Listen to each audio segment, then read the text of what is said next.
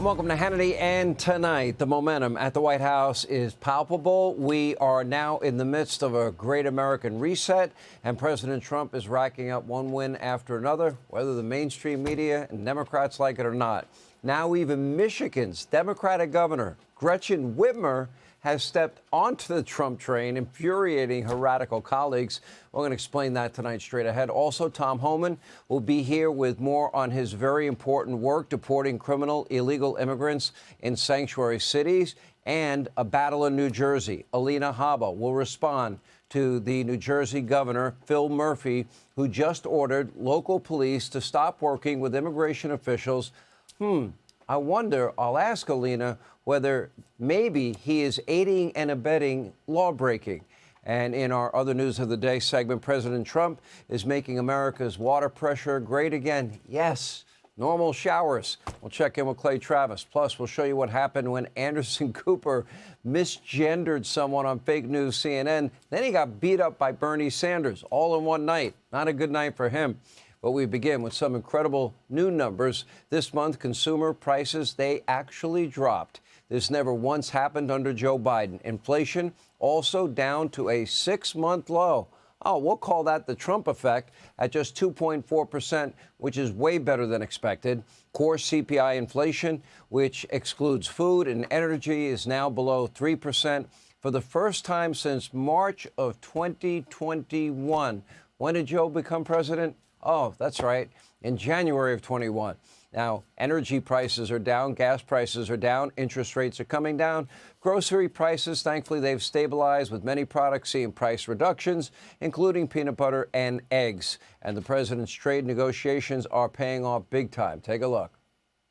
We're working with a lot of different countries, and it's all going to work out very well. I think it's going to work out really very well. But we're in good shape. There's no inflation. There's very little inflation.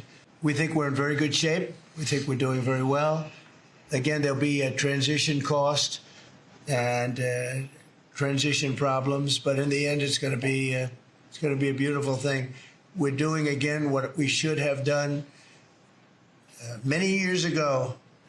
We let it get out of control, and we allowed some countries to get very big and very rich at our expense, and can't let that happen. It's not a sustainable formula. Now, President Trump promised to bring down your prices, empower American businesses, and spur what he calls a new golden age of American prosperity. And despite the doubters, the haters, the weak-kneed, Washington establishment, institutionalists, Donald Trump is fulfilling his promise in spite of all of them. And this time, he has a lot of help from his own cabinet. They're working together around the clock to fulfill President Trump's very ambitious agenda, restore sanity to our federal government, and today's cabinet meeting was beyond impressive. It is truly incredible to see so many important things getting done all at once. This is what I call transformational and consequential change that our country has desperately needed. Take a look. Multiple administrations have allowed the Chinese to deindustrialize this country, to take away jobs and factories and the pillars of our national strength. And what you're doing now, I think, is a great service to our country, but ultimately to the world. We've launched Operation Stork Speed to get the bad chemicals out of baby formula. We're working with governors across the country to get good food into the school lunch programs and to get rid of food chemical dyes and other bad chemicals that are in our food. The Biden EPA was strangulating the economy. The Trump EPA understands it's not a binary choice. We can protect the environment and grow the economy. We are going to revitalize and make shipbuilding and maritime great again. These blue-collar jobs, these are the cranes, the ports, opportunity zones, and drive that investment back in. Food security is national security.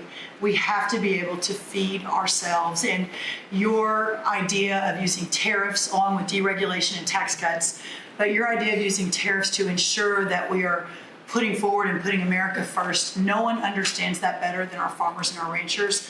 Wall Street's done great for the past 4 years, 10 years, 20 years. It can continue doing great, but it's Main Street's turn now.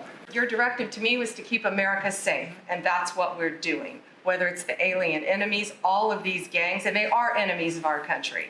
They are terrorists, they are organized crime, they have come here, they are extremely organized, they are spread throughout our country, and they are creating terror, and no more under your directive.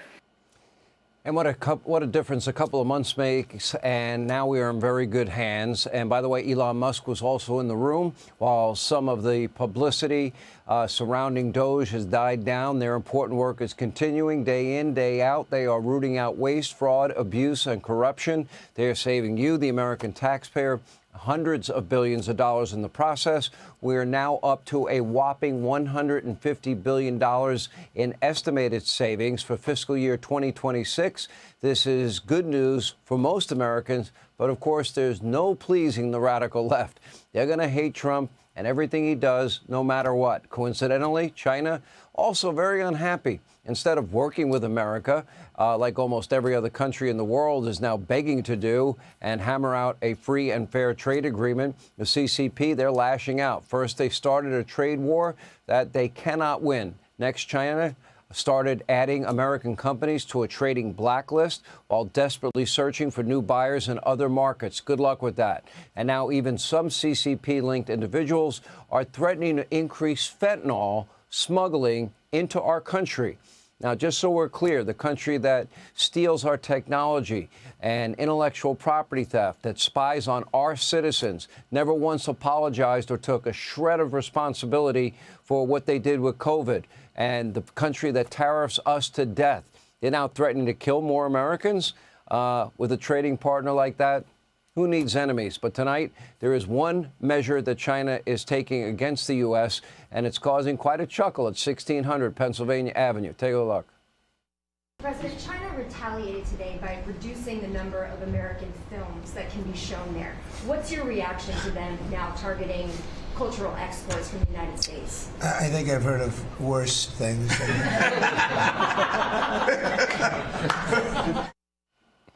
Make no mistake, China's long overdue for some accountability, and tonight I'll say this again. Well, President Xi, you are playing chicken with the wrong guy. President Trump's not backing down from a fight, and at some point, China and President Xi, they will be forced to beg for access to our markets. They need it desperately for their tumbling economy, or they're going to watch their economies in China implode. The days of ripping off America and Americans are officially over. Here with reaction, Fox Business anchor and, of course, the host of Sunday Futures, Maria Bartiromo, is with us.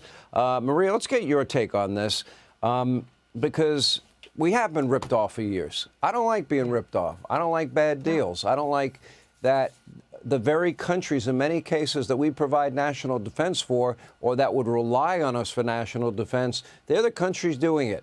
And they know they're doing it, which is why I think they're lining up to get a trade deal. That's right, Sean. Good evening to you. Thanks for having me. Look, China has been exhibiting bad behavior for a long time, and it has been undermining the United States at every turn. President Trump is not going to back down on this because at this point, we all know who the adversary/enemy is. And you're right. The U.S. consumer is paramount here. China needs to sell all of those products that they're producing for the world to the very powerful U.S. consumer. So if China wants to keep doubling down, it is not going to be good for the Chinese economy. The economy there right now is a lot weaker than people know, and this huge tariff on its products is not going to be good. There are other levers to pull in the United States as well, and I don't think China wants the United States going down that road anytime soon either.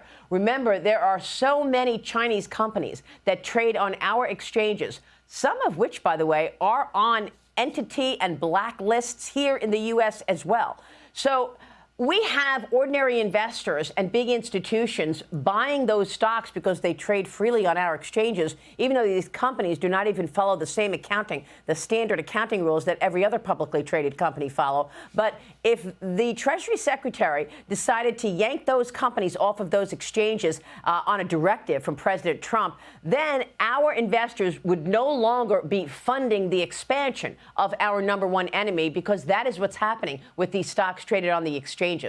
But, today we had a huge sell-off for a lot of reasons. It was this idea that this soft war with China was worsening. The dollar was down, rates were up, the stock market was down. And don't forget, we're sitting on the doorstep of first quarter earnings, Sean. Tomorrow morning, you're going to get earnings from J.P. Morgan, BlackRock, a whole host of other major financials. And Jamie Dimon, the CEO of J.P. Morgan, will once again have the microphone. And he is going to talk about his quarter and what is ahead. What you won't get, I think, in a number of companies reporting earnings in the coming weeks is you won't get solid guidance because they don't have the clarity that they need to give us, the guidance of here's what 2025 looks like, here's what the next couple of quarters look like. And that was also part of the sell-off today. Yeah, your interview, by the way, was pretty critical with Jamie Dimon at the right time. And some people believe maybe it had an impact on the 90-day pause. So I don't like when people get confused. So the issue is countries will have the choice of free and fair trade if they want it, or if they decide they want to put tariffs on American products, then there will be reciprocal tariffs. But there are other economic issues and that we do have to contend with. One would be currency manipulation. Another would be, say, trade deficits.